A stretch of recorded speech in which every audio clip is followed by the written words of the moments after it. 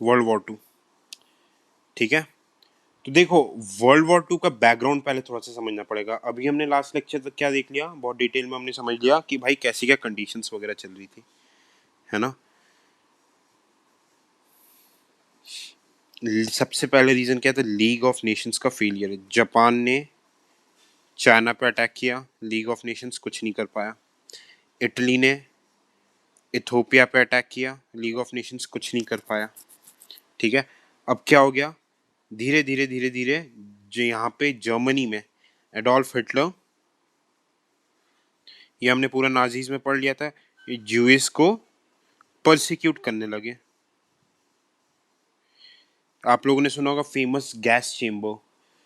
क्या होने लगा, गैस चेम्बर बना के बहुत सारे ज्यूइस को इस गैस चेम्बर में हिटलर भरता था और उसमें से हार्मफुल गैसेस वगैरह छोड़ता था, तो दम घुट के ज्यूइस वगैरह मर जाते थे।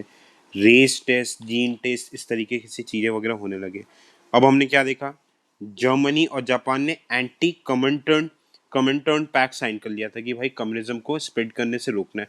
इस पैक्ट को लेटर ऑन किसने ज्वाइन कर लिया था, इटली ने भी ज्वाइन कर लिया था। तो देखो एक एक्सिस बन गई, किसकी एक्सिस बन गई, रोम, बर्लिन और टोक्यो, ये एक एक्सिस बन गई। Rome, Berlin, Italy, Germany, Japan, axis बन गई। ये लोग क्या चाहते थे, देखो जर्मनी क्या चाहता था, टू कॉन्कर यूरोप। इटली क्या चाहता था, to conquer Balkan peninsula, Balkan peninsula चाहता था। और जापान क्या चाहता था, to capture Asia Pacific reason.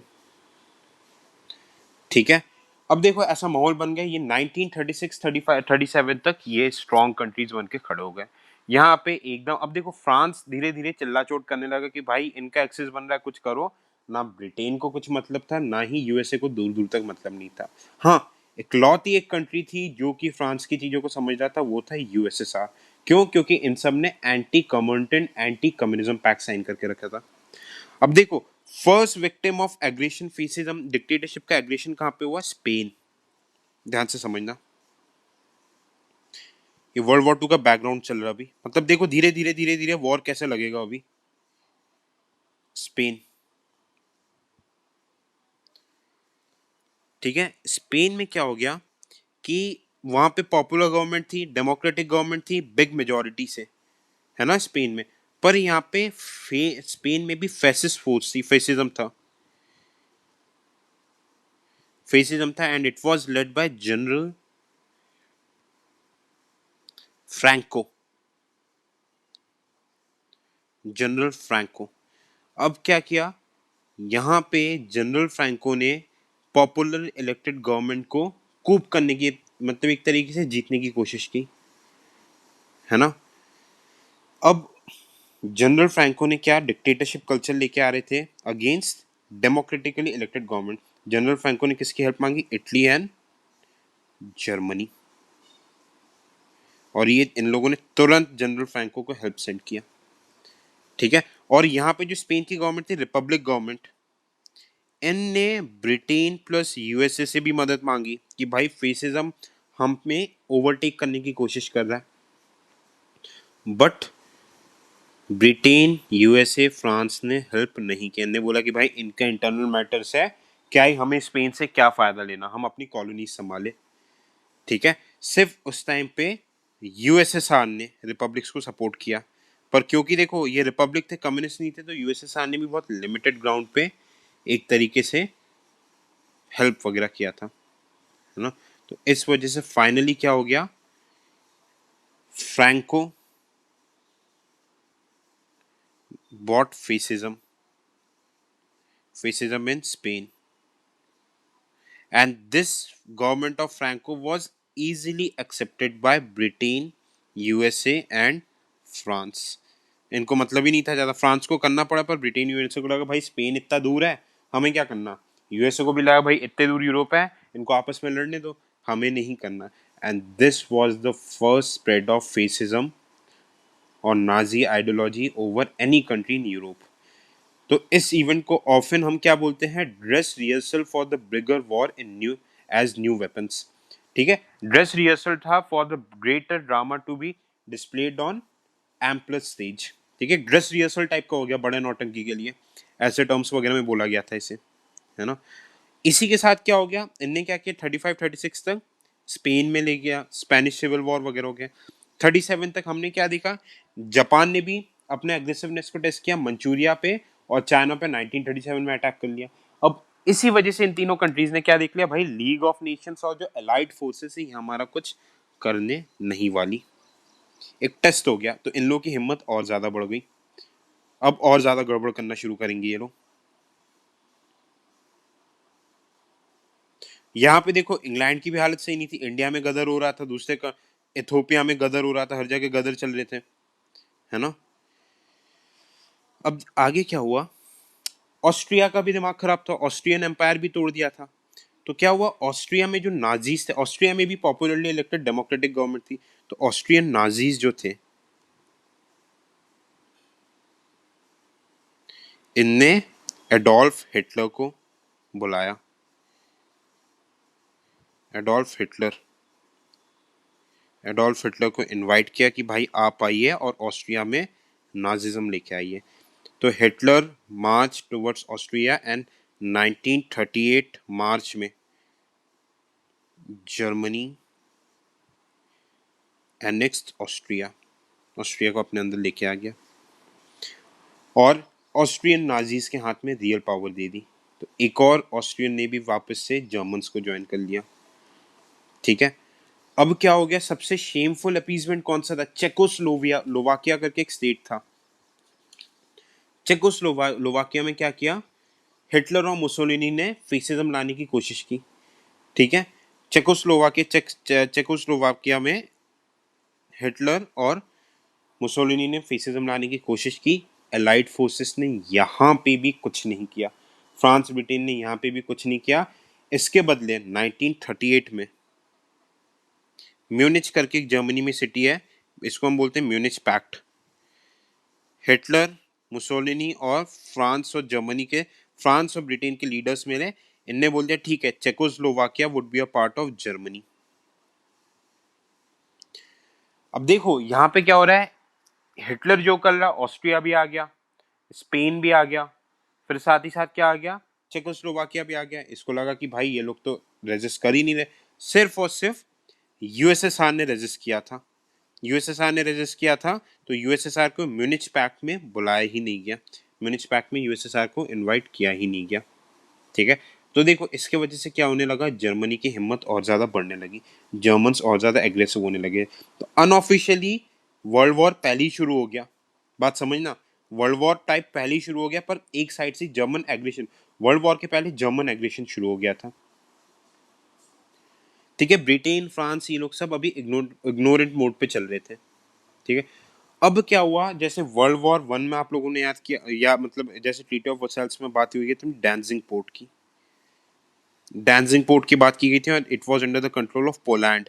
World War one के बाद न्यू कंट्री बनी थी। अब हिटलर ने अगला अगला हेड किसके तरफ किया, पोलैंड की तरफ। इसने जाके सीधा पोलैंड पर अटैक कर दिया, पोलैंड पर अटैक करके डैंजिंग पोर्ट को कैप्चर कर लिया। अब फ्रांस एंड ब्रिटेन ने प्रॉमिस किया था कि अगर ऐसा कुछ होगा, अगर पोलैंड पे अटैक होगा, तो we will come to rescue Poland, ठीक है, we will come to rescue Poland. अब देखो यहाँ पे थोड़ा सा डायनामिक समझना, फ्रांस और ब्रिटेन को अब तो वॉर में आना ही पड़ेगा क्योंकि इनने पोलैंड पे अटैक कर दिया। अब इसी बीच क्या हो रहा था, जहां जहां जैसे कि चेकोस्लोवाकिया हो गया, हंगरी वगैरह, आपका ऑस्ट्रिया वगैरह पे जहां जहां जर्मनी अटैक कर रहा था, सिर्फ रशिया इनको बचाने आ रहा था, जैसे चेकोस्लोविया को बचाने आ रहा था, ठीक है, हंगरी ऑस्ट्रिया को बचाने आ रहा था, जर्मनी के अगेंस्ट लड़ रहा था। अब क्या हुआ, पोलैंड, रशिया को क्या लगा कि भाई चलो आधा पार्ट तो जर्मनी ने ले लिया, तो आधा पार्ट पोलैंड का यूएसएसआर ने एनेक्स कर लिया, आधा पार्ट यूएसएसआर ने एनेक्स कर लिया। ऑब्वियसली दोनों ने एक ही काम किया, जर्मनी और यूएसएसआर ने एक ही काम किया, तो यूएसएसआर और जर्मनी के बीच में एक पैक्ट साइन किया। देखो हिटलर बहुत चालाक था, इसे पता है कि भाई रशिया भी स्ट्रांग है, Russia we cannot afford Russia कि वो हमारे अगेंस्ट लड़े। बाकी इनको पता था कि भाई ब्रिटेन और फ्रांस से हम निपट लेंगे। देखो हिटलर की क्लियर आइडियोलॉजी क्या थी, he learn from the mistakes of World War one. World War one में हारने का रीजन क्या था कि एक तो इन लोगों ने रशिया को मतलब प्रोवोक किया था, सेकंड सबसे बड़ा रीजन क्या था, यूएसए। तो इसको पता था कि भाई रशिया में हमें उंगली नहीं करनी, रशिया को हमें प्रोवोक नहीं करना, और यूएसए को हमें कुछ भी वजह वॉर में नहीं लाना। यूएसए अपना काम करे, उसको मतलब नहीं है, यूएसए को हमें नहीं करना। जब तक कि जर्मनी बहुत स्ट्रांग नहीं हो जाएगी, हम यूएसए को कुछ नहीं करेंगे। तो उसके जो फोर्सेस वगैरह थे जापान को और साथ ही साथ इटली को बोल कर रखा, भाई आप आपस में जहां लड़ने लड़ो, पर यूएसए को हाथ मत डालना अभी। ठीक है, तो इस वजह से हिटलर ने क्या किया, जर्मनी एंड यूएसएसआर ने एक पैक्ट साइन किया। इसको क्या बोलते हैं, Soviet German non aggression pact. Soviet German non aggression pact, ठीक है, ये अगस्त 1939 में साइन किया गया। अब जर्मनी ने भाई ने समझा कि ठीक है, हम समझ लेंगे, हम समझ लेंगे, बाकी के फ्रांस और जर्मनी को देख लेंगे। और जैसे ये पैक्ट साइन किया, और 1 सितंबर 1939 में जर्मनी ने फुल फ्लेज अटैक किया, किस पे, पोलैंड पे। उसी के 2 डेज के बाद France and Britain declared war on Germany.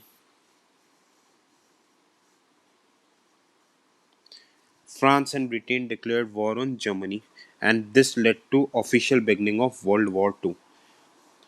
1 September, actually 3 सितंबर से वर्ल्ड वॉर 2 शुरू हो गया।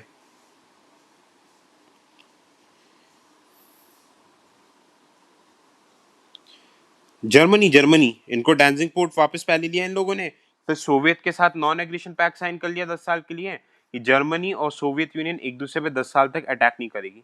तो जर्मनी ने बहुत चालाकी से अलाइड फोर्सेस बनने से रोक लिया, क्योंकि अलाइड फोर्सेस में वर्ल्ड वॉर 1 में कौन कौन थे, फ्रांस, ब्रिटेन, रशिया, यूएसएसआर और आपका यूएसए। तो इन्हें यूएसएसआर को पटा लिया कि भाई आप भी लूटो, हम भी लूटें, हम एक दूसरे के टेरिटरीज में नहीं आएंगे, हम एक दूसरे के अगेंस्ट एग्रेशन नहीं करेंगे, एक दूसरे के रास्ता नहीं काटेंगे। पर हाँ, रशिया को इस चीज से एश्योर कर लिया कि कुछ भी हो जाए, आप जाके ब्रिटेन और फ्रांस को अलाइड फोर्सेस को ज्वाइन नहीं करोगे। देखो, बहुत ये बहुत सही स्टेप था हिटलर का, बहुत दिमाग वाली चीज की थी। रशिया भी खुश, रशिया को भी लूटने से और कम्युनिज्म फैलाने से मतलब था। ठीक है, अब वॉर शुरू हो गया किसके बीच में, फ्रांस और जर्मनी ने, फ्रांस, जर्मनी और ब्रिटेन के बीच में वॉर शुरू हो गया। यहां तक क्लियर। अब क्या हुआ, देखो, सोवियत यूनियन ने भी पोलैंड को ऑक्यूपाई करना शुरू कर दिया, फिर साथ साथ यूएसएसआर ने क्या किया, फिनलैंड पे अटैक किया, फिनलैंड पे अटैक किया, फिनलैंड को कैप्चर किया। ठीक है, सोवियत यूनियन ने बाल्टिक स्टेट्स जैसे कि लिथुआनिया, लाटविया, इन सबको कैप्चर करके नेवल बेसिस बना लिया यहाँ पे, और इनको धीरे धीरे धीरे वापस से यूनाइटेड मतलब यूएसएसआर में जोड़ने लगे। They again became a part of USSR. इसी के साथ जर्मनी को आयरन रिसोर्सेस चाहिए थे, आयरन रिसोर्सेस वगैरह चाहिए थे। तो ये आयरन ओर्स के लिए क्या करने लगे, ओर्स के लिए नॉर्वे, डेनमार्क, यहाँ पे अटैक करने लगे, और फिर यहाँ पे भी नेवल एयर बेसिस वगैरह मतलब ज्वाइन करने लगे। फिर 1940 तक जर्मनी ने बेल्जियम, नीदरलैंड्स, लुक्सेमबर्ग, ठीक है, बेल्जियम, लुक्सेमबर्ग, हॉलैंड, और मई 1940 तक इवन फ्रांस को भी कैप्चर कर लिया। ठीक है, फ्रांस को भी कैप्चर कर लिया। तो टेक्निकली अगर मैं बोलूं तो पूरा का पूरा यूरोप आपके जर्मनी के अंदर आ गया। ठीक है, इटली क्या कर रहा था, इटली ने जैसे ही देखा फ्रांस टूट गया, फ्रांस जैसे टूट गया, तो इटली ने भी जून 1940 में इटली ने भी वॉर को ज्वाइन कर लिया विथ जर्मनी।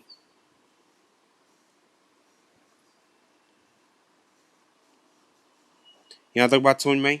फ्रांस भी हार गया विद इन, मतलब फ्रांस को तो 1 महीने के अंदर ही जीत लिया था जर्मनी ने, फ्रांस अकेला, क्योंकि इसे भी पता था कि फ्रांस की हिम्मत नहीं है जर्मन के साथ लड़ने की।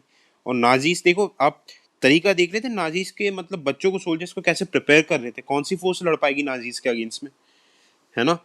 इसी के साथ क्या हो गया, पूरा का पूरा हो गया, फ्रेंच प्रेसिडेंट को भी कैप्चर कर लिया, फ्रेंच प्रेसिडेंट ब्रिटेन भाग गया, और एल्सेस लॉराइन लैंड को वापस से जर्मनी ने ले लिया।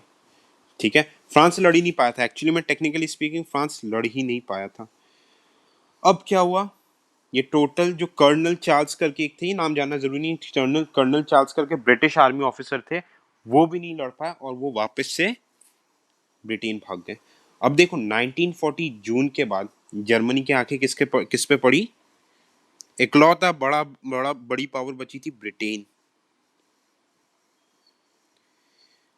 अब जर्मनी ने ऑपरेशन चला, operation sea lion. Operation sea lion operation sea lion में ने क्या बोला कि भाई ब्रिटेन की नेवल पावर है ना, ठीक है, we will capture English channel, we will capture English channel, और साथ ही साथ ब्रिटिश नेवी को हम डिस्ट्रॉय कर देंगे और ब्रिटेन को भी कैप्चर कर देंगे।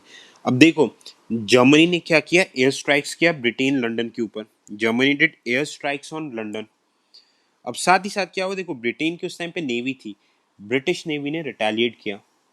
अब देखो उस टाइम पे ब्रिटेन की किस्मत एक्चुअली नहीं, देखो ब्रिटेन की efficiency no doubt to accept Germans के सामने कम थी। तो जो ब्रिटेन की जो वॉरशिप्स थी, जो ब्रिटेन की बैकबोन थी, उन वॉरशिप्स को Germany destroyed. Battle of English channel हुआ। बैटल ऑफ इंग्लिश चैनल ये फ्रांस और ब्रिटेन को कनेक्ट करता है। फ्रांस पूरी तरीके से जर्मनी जीत चुका था, इस बैटल में जर्मनी ने ब्रिटेन के वॉरशिप्स डिस्ट्रॉय कर दिए थे। And here comes the first blunder of Adolf Hitler. भाई ब्रिटिशर्स ने क्या किया, in the middle of the war warships को लेके भागने लगे। In the middle of the war warships को लेके भागने लगे। उस टाइम पे हिटलर के एयरफोर्स ने क्या किया, उनको चेस करके अगर ब्रिटेन के वॉरशिप्स को डिस्ट्रॉय कर दिया होता तो ब्रिटेन भी with in a month capture कर लिया होता जर्मनी ने। पर इनको क्या लगा कि भाई ठीक है, जाने दो, ब्रिटेन को वापस से रिवाइव होने दो। इनको लगा कि हमने ब्रिटेन को इतनी इजीली डिफीट कर दिया वॉरशिप्स को, भाई रॉयल ब्रिटिश नेवी जिसने पूरे वर्ल्ड को कैप्चर करा हुआ था, हमने इतनी इजीली डिफीट कर दिया था, अभी ब्रिटेन को हम कभी भी हरा सकते हैं, अभी हमारी ब्रिटेन प्रायोरिटी नहीं है। तो इनने सबसे बड़ी गलती क्या की, फर्स्ट ब्लंडर, ब्रिटेन के वॉरशिप्स को जाने दिया और वो वॉरशिप्स जाके वापस से रिवाइव हो गए। इसी बीच 1940 में ब्रिटेन में एक नया प्राइम मिनिस्टर आया। नहीं, ये बहुत रेडिकल माइंडेड प्राइम मिनिस्टर था, विंस्टन चर्चिल। ये बहुत स्ट्रॉन्ग स्ट्रैटेजिक लीडर थे। इनने बोलने डिसाइड किया कि भाई ठीक है, अब it is inevitable to bring USA, अगर जर्मनी को हराना है तो यूएसए लाना जरूरी है। अब देखो यूएसए ने वापस से वो हरकत शुरू कर दी, ब्रिटेन फ्रांस इन लोगों को हथियार बेचने लगा और पैसे कमाने लगा, पर अनफॉर्चुनेटली ये नहीं ला पाए।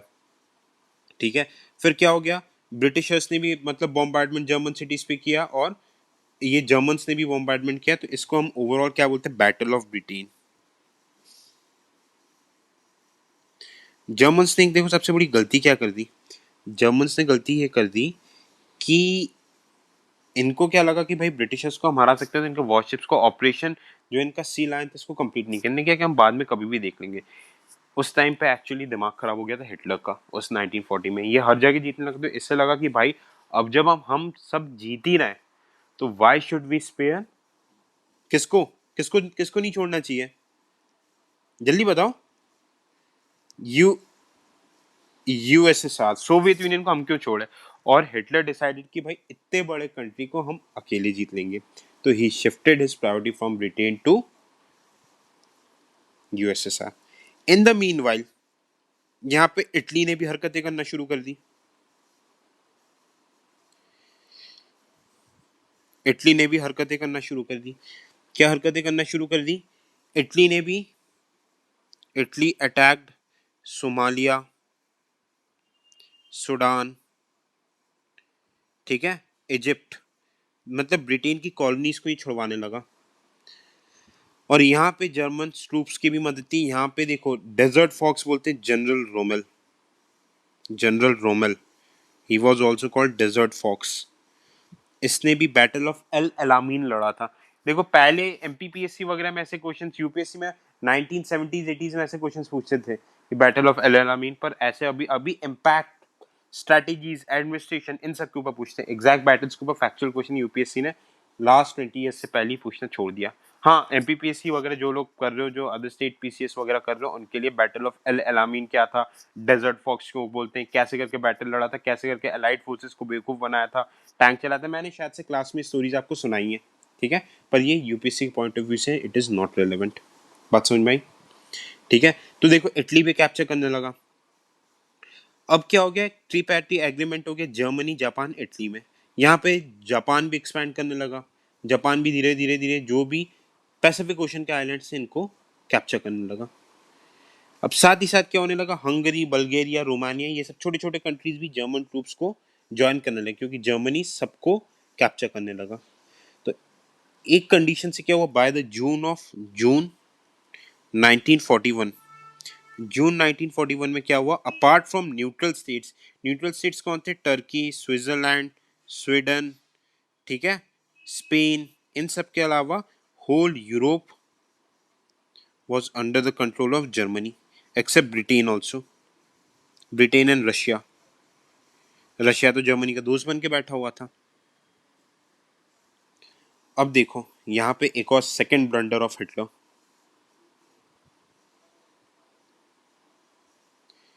सेकंड ब्लंडर इसने क्या किया, ये साथ साथ यूएस के साथ साथ ये स्लैव्स जो थे सर्बिया वाले स्लैव्स जो फर्स्ट वर्ल्ड वॉर के, इनको भी असैसिनेट, इनको भी मतलब इंस्लेवमेंट करने लगे।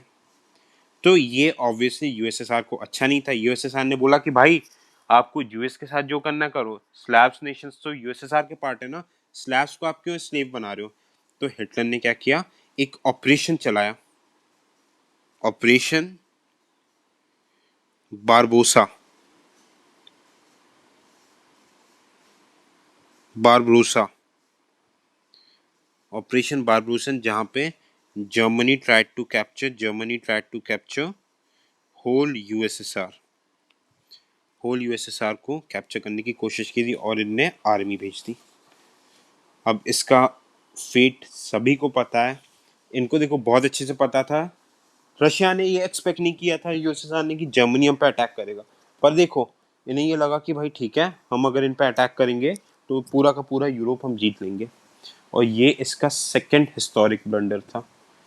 यूएसएसआर पे अटैक कर दिया और यूएसएसआर में क्या हुआ, अंदर तक ये स्टोरी आप सभी को पता है, अंदर तक घुसते गए यूएसएसआर हमारे पीछे रिट्रीट हो के क्या करने लगी, पूरा का पूरा गांव जलाने लगी। गांव कैसे जलाने लगी, जो फूड क्रॉप्स वगैरह जलाने लगी। जर्मन आर्मी को आधे रशिया तक आते आते कोई कुछ मिला ही नहीं। अब जैसे ही विंटर पड़ा, जर्मन आर्मी को इतने विंटर में लड़ने की आदत नहीं थी, फूड सप्लाई था नहीं कुछ, तो रशियन आर्मी ने क्या किया, पीछे से फूड सप्लाई रोका और 3 लाख हिटलर के सोल्जर्स को मार दिया। 3 लाख हिटलर के सोल्जर्स को मार दिया और 90,000 सोल्जर्स को कैप्चर करके प्रिजनर ऑफ वॉर बना दिया। ठीक है, तो ये 1941 में एक बहुत बड़ी मिस्टेक की। In the meanwhile August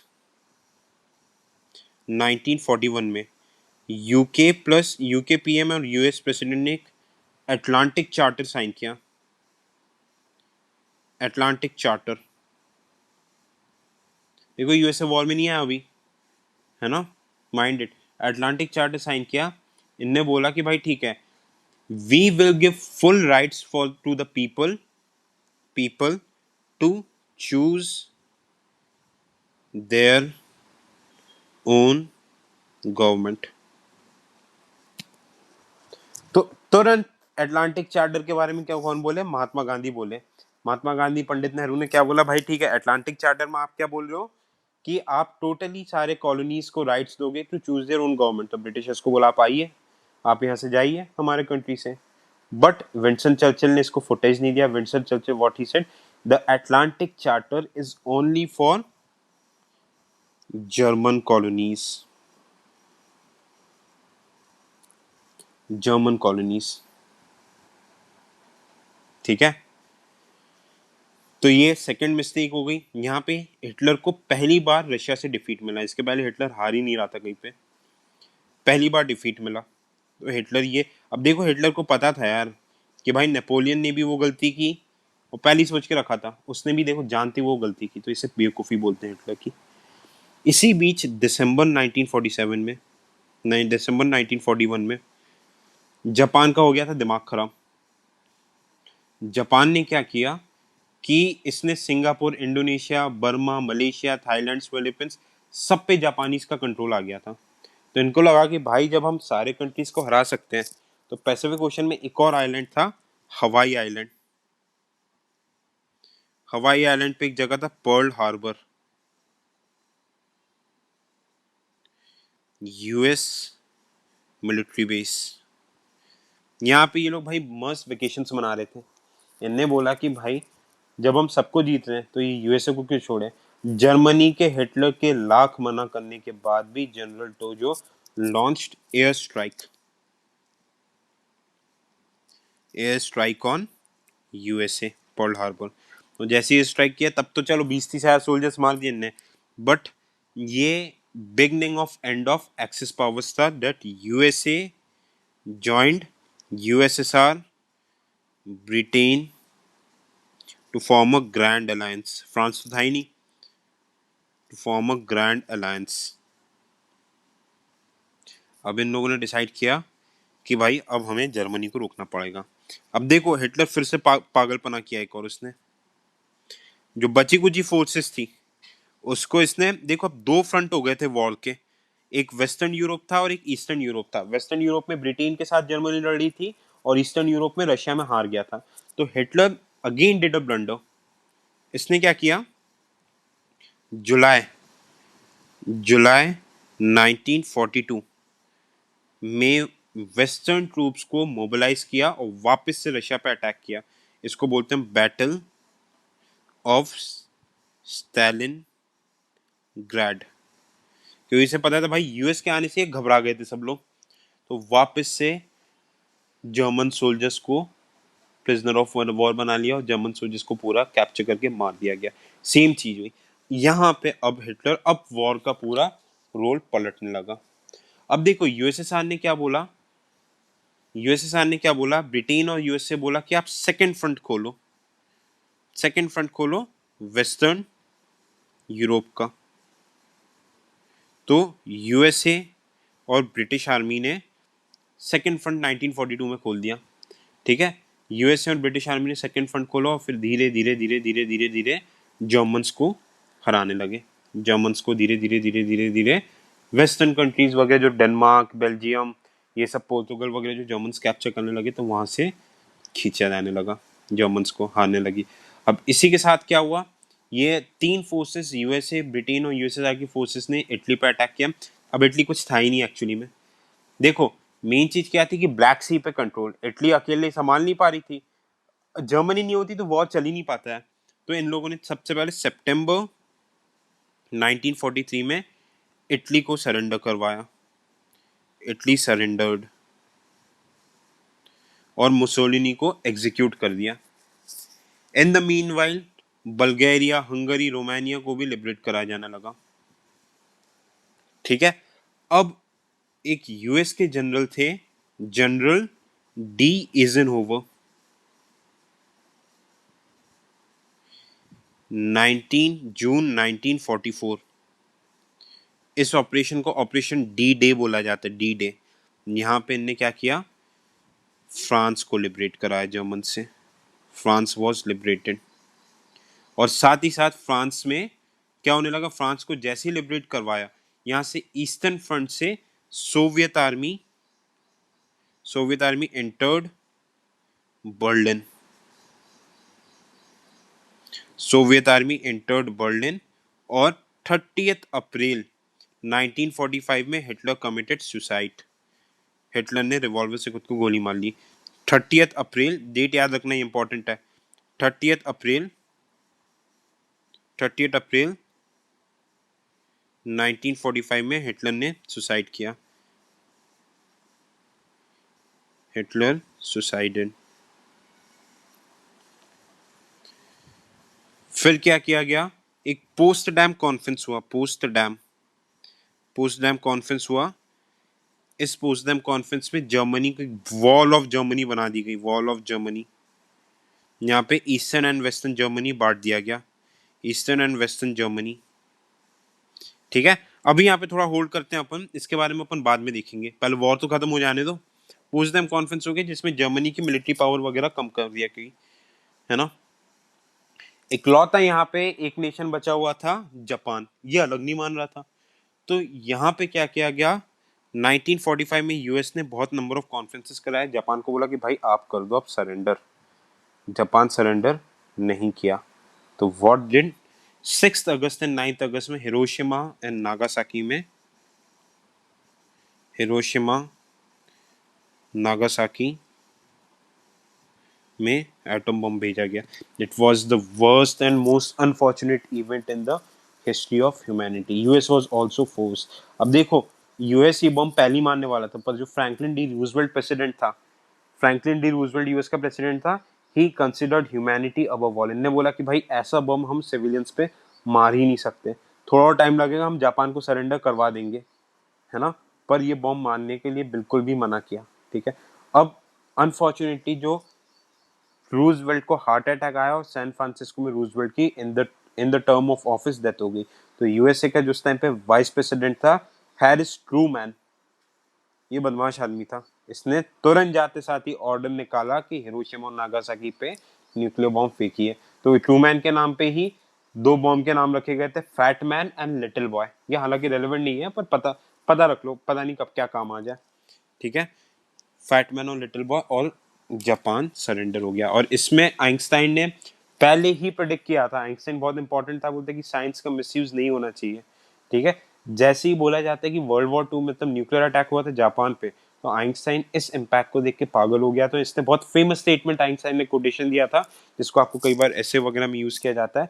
Einstein said that I don't know with what weapon World War III would be fought, but I am pretty sure that World War IV would be again fought with sticks and stones.